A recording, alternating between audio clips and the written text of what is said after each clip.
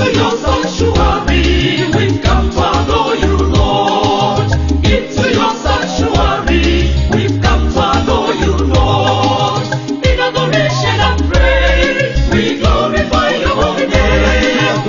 Into your sanctuary, we've come to adore you, Lord.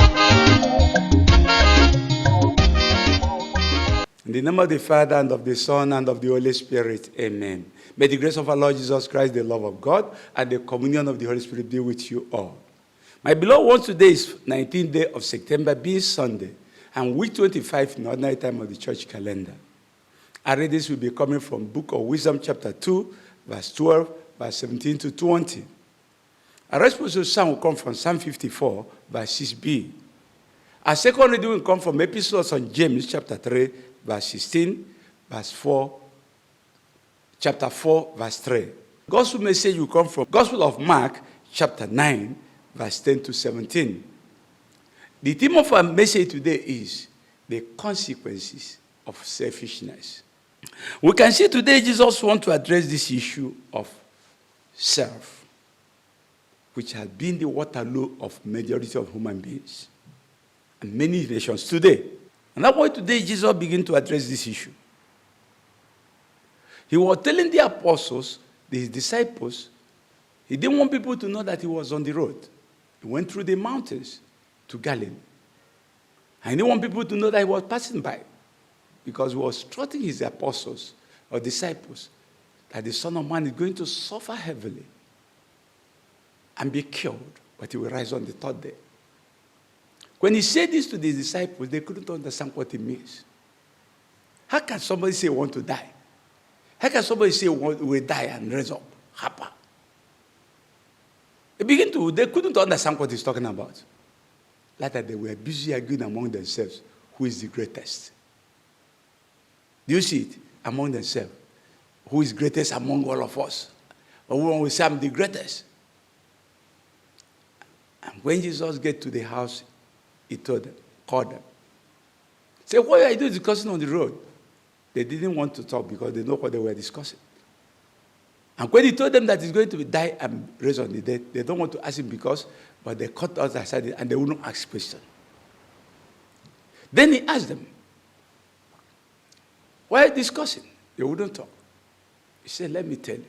He called all of them together, two together, and said, look, if anyone wants to be great among you, greatest among you, he must be the servant of all and slave to all. If you want to be great, you must serve, be a slave to all and serve all. He made them to know, you have to be selfless to talk about being great. A selfish man can never be a great person, can never be a hero. He can never be somebody to be celebrated when you are fully bottled with self. Because you are stunted, you can't even grow. You can't even yield any good fruit. You are a bundle of yourself. So if you want to be great, you must serve others. You must be a slave to others. Jesus made them to see, for you to be, you must be selfless to be great. So for you to be great, you need to be selfless. But if you're a selfish man, you can never be a great person. And that's what is lacking today. When you see a governor who is not selfless, he becomes a terror to his state. And when you don't know selflessness, nothing good can ever come from you. It's always yourself.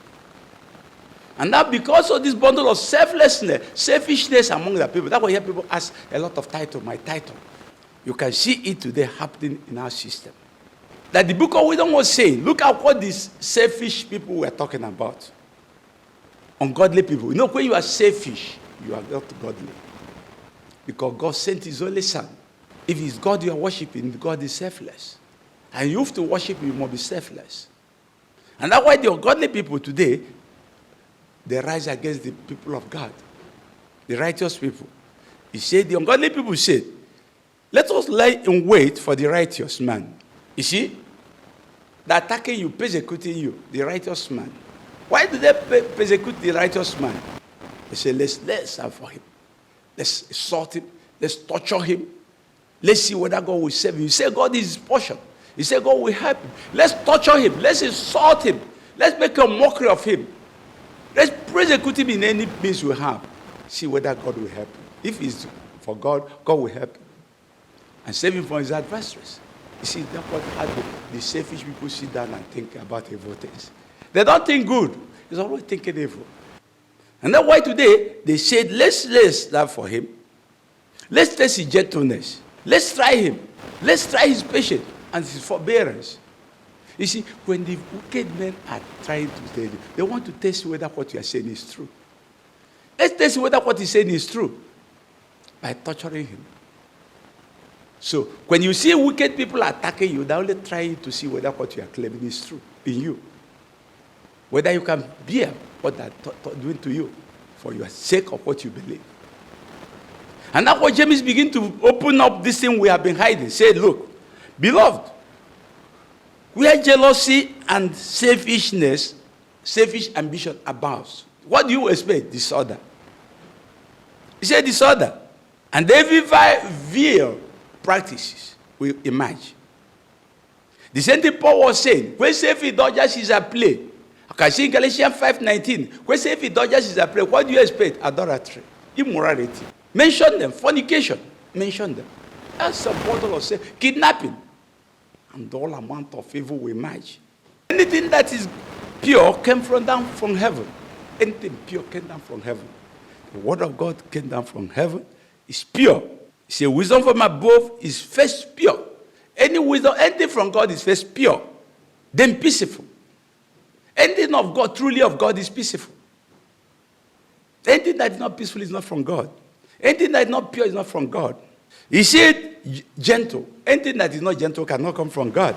Anything that is not full of mercy didn't come from God. And anything that doesn't yield good fruit didn't come from God. So selfishness cannot produce this result. Anything that is from God has nothing uncertain about it. Everything there is certain. There is nothing like insincerity in it. And the harvest of righteousness is sown in peace. The harvest of righteousness is sown in peace. And sown by people who are in peace. Who know peace. Who make peace. He said, what causes wars among us? What is causing war now among all of us today? What is causing that fight among you? Is it not the passion in your members? Your selfish desires. You desire something, you will not get it. You are ready to go to war. You see something, you don't get it, you will fight, you will kill. Self, a person who is self-centered, when he sees something, he will not get it, he will kill. If he desires something, he didn't get it, he will fight. You see, you do not have because you didn't ask well. If you didn't get anything, you didn't ask properly. You ask out of your passion. You are asking for some God to grant you your passion of your selfish desire. God will not answer such a prayer. If you ask for something that is selfless, God will grant it to you. If you know God doesn't answer a prayer, when you see any person who is sick, kneel down and ask God, leave this person, give me this sickness and heal this person. You will see that God answered prayer with speed. When you pray for selfish desires, passions, God will not answer that. You ask wrongly because you want to spend it on your passion. You want people to give you money, give you governor so that you go and kill the people. You want people to give you governor so that you will rape their children. You want to become the president of Nigeria so that you rape the people and dehumanize them and rubbish their economy. If God granted that to you, is for your damnation. So selfishness has a lot of consequences, and is the bank of our nation today. Most of our governors are so self-centered that they don't care about the people. People in government are so self-centered they don't even care about the people that employ them. Our military men are so self-centered they don't even care the people that has to protect. They're killing them. And that's what you see today, selfishness. The consequence is great in our lives. Go to the family. Maybe the family, the husband becomes selfish, self-centered. There's quarrel in the family. Maybe the woman becomes self-centered. There's quarrel in the family. But if both of them are selfless, it's joy and celebration of good living. And their children will learn selflessness and live well. A selfish man is an undeveloped human being. A selfish man is a myopic human being. A selfish man is a barbarian. Mention it. There is no adjective that can qualify him enough. And that's why it's selfishness that becomes racism. It's selfishness that becomes nepotism. It's selfishness that becomes tribalism. And the selfishness that becomes corruption. And all evil. Mention. Let's ask God. And that's why the psalmist understood it so well today. They say, behold, the Lord is the upholder of my life. When you are selfless, you discover that God is the one who sustains your life. But when you are selfish, you have set God away from yourself. Let's ask God to help us today to learn not to be selfish. And don't allow selfishness to acquire our lives. Let's live to be developed. To be a child of God is to learn how to live selflessly for the glory of God and for the good of your brothers and sisters. May God help us to understand this today. We ask through Christ our Lord. The Lord be with you. May the blessings of Almighty God be upon all of us. I will celebrate our ability to live above self. In the name of the Father, and of the Son, and of the Holy Spirit.